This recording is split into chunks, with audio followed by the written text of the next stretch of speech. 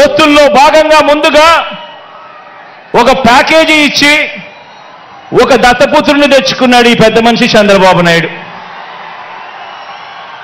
దత్తపుత్రుని ఎందుకు తెచ్చుకున్నాడంటే ఈ package star అయితే సైకిల్ సీటు తనకు కావాలని అడగడు, తన వారికి సీట్లు ఇవ్వకపోయినా కూడా ఈ పెద్ద మనిషి ఈ దత్తపుత్రుడు అడగనే అడగడు.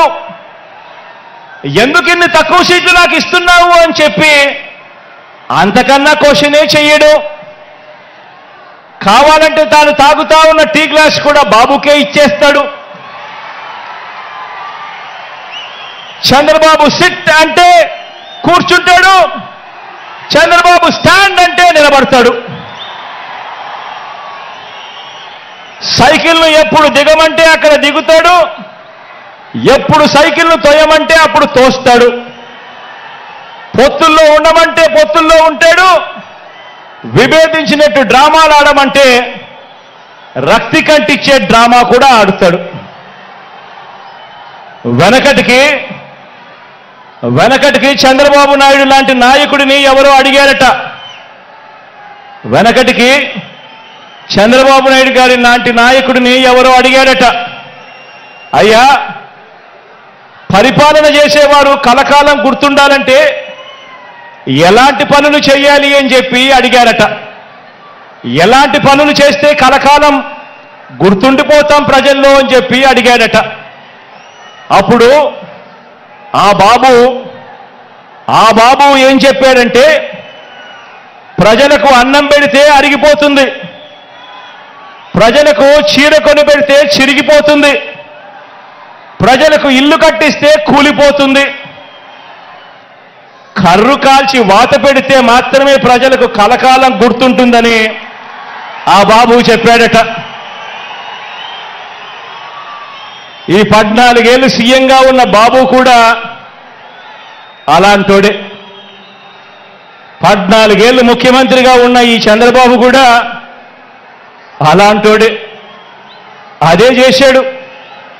అలాంటి బాబు ఎంతమందితో పొత్తులు పెట్టుకున్నా, ఇలాంటి ఈ చంద్రబాబు ఎంతమందితో కూడా పొత్తులు పెట్టుకున్నా కూడా ఈ చంద్రబాబు నాయుడు గారి పరిస్థితి సున్నా. ఈ సున్నా ఇంటూ ఎన్ని పొత్తుల్లో ఎన్ని పార్టీలున్నా కూడా దాని విలువ ఒక బోడి సున్నానే.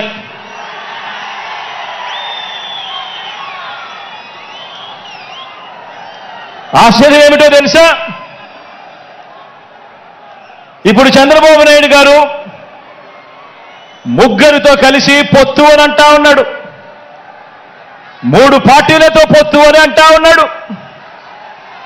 ఈ ముగ్గురు కలిసి 2014లో ఇలానే పొత్తుగా ఏర్పడి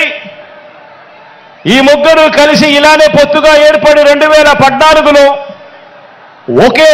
ఒకే స్టేజ్ మీద కూర్చొని వీళ్ళంతా కూడా భాషణలు ఇచ్చారు, మీటింగులు పెట్టారు. ఒకే ప్రకటనలో ఇలా ముగ్గురు ఫోటోలు వేసి ఒకే ప్రకటనలో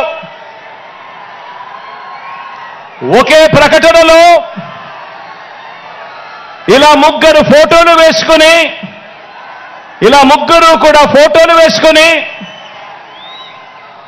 చంద్రబాబు నాయుడు గారి సంతకం పెట్టి ఇంటింటికి ఈ పాంఫ్లెట్ను పంపించాడు. ఇంటింటికి పంపించిన ఈ పాంఫ్లెట్లో చంద్రబాబు నాయుడు గారు ఏం రాశారో తెలుసా? ఈ ముగ్గురు ఫోటోలు పెట్టి చంద్రబాబు నాయుడు గారి సంతకం పెట్టి 2014లో వీళ్ళే కూటమిగా ఏర్పడి ఇంటింటికి పంపించిన ఈ పాంఫ్లెట్లో వీళ్ళు రాసిన మాటలు, రైతులకు రుణమాఫీ పైన మొదటి సంతకం చేస్తాను, డ్వాక్రా సంఘాల రుణాలన్నీ పూర్తిగా రద్దు చేస్తాము, మహిళల రక్షణకు ఉమెన్ ప్రొటెక్షన్ ఫోర్స్ ఏర్పాటు చేస్తాము, ఆడబిడ్డ పుట్టిన వెంటనే మహాలక్ష్మి పథకం కింద 25,000 రూపాయలు బ్యాంకు అకౌంట్లో డిపాజిట్ చేస్తాము, ఇంటింటికి ఒక ఉద్యోగం ఇవ్వలేకపోతే ఉపాధి ఉద్యోగం వచ్చేదాకా నెల 2,000 రూపాయలు నిరుద్యోగ భృతిగా ఇస్తాము. 10,000 కోట్లతో బీసీ సప్లాను, చేనేత మరియు పవర్ లూమ్స్ కు సంబంధించిన రుణాలు మాఫీ, అర్హులైనందరికీ కూడా 3 సెంట్ల స్థలం, అర్హులైనందరికీ కూడా 3 సెంట్ల స్థలం, పక్కా గృహాలు మంజూరు చేస్తాము. రాష్ట్రాన్ని సింగపూర్గా మించి అభివృద్ధి చేస్తాము. ప్రతి నగరంలో హైటెక్ సిటీ నిర్మిస్తాము. ఇదే చంద్రబాబు నాయుడు గారు, ఇదే కూటమిలో ఉన్న ఇదే దత్తపుత్రుడి ఫోటో, ఇదే ఇప్పుడు చంద్రబాబు నాయుడు గారు ఢిల్లీకి వెళ్ళి ఏకంగా కూటమిగా ఏర్పడి పొత్తులోకి తెచ్చుకున్న మోడీ గారి ఫోటో. వీళ్ళు ముగ్గురు కలిసి చంద్రబాబు నాయుడు గారు సంతకం పెట్టి ఈ ప్రతి పాంఫ్లెట్ను కూడా ప్రతి ఇంటికి చంద్రబాబు నాయుడు గారు పంపించాడు. ఇందులో ఇచ్చిన హామీలు ఏవైనా కూడా అమలయ్యాయా అని అడుగుతా ఉన్నాను.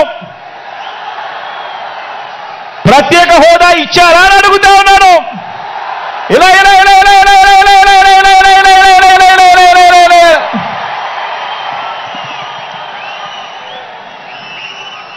మరి ఇవి గతంలో చేయకుండా మరి పొత్తులో వీళ్ళంతా కూడా భాగమై ఈ మాదిరిగా మీటింగులు పెట్టి మేనిఫెస్టో అని చెప్పి మేనిఫెస్టోలో ఇవన్నీ పెట్టి పాంఫ్లెట్లుగా ఇవన్నీ చేసి ఏకంగా చంద్రబాబు నాయుడు గారు సంతకం పెట్టి ప్రతి ఇంటికి కూడా ఈ మాదిరిగా పంపించి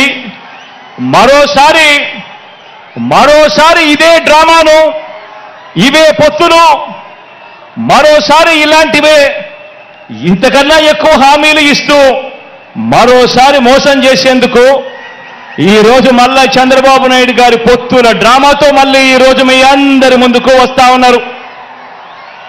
ఆలోచన చేయమని అడుగుతా ఉన్నా.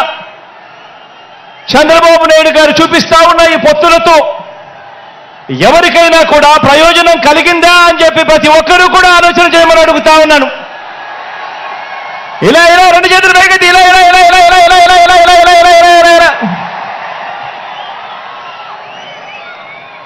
ప్రజలకు ఏ ఒక్కరూ కూడా మంచి చేయకపోగా ప్రజలకు మంచి చేసిన జగన్ను టార్గెట్ చేయడానికి మాత్రమే వీళ్ళది ఏకైక ఎజెండా ఈరోజు కనిపిస్తా ఉంది. ఆలోచన చేయమని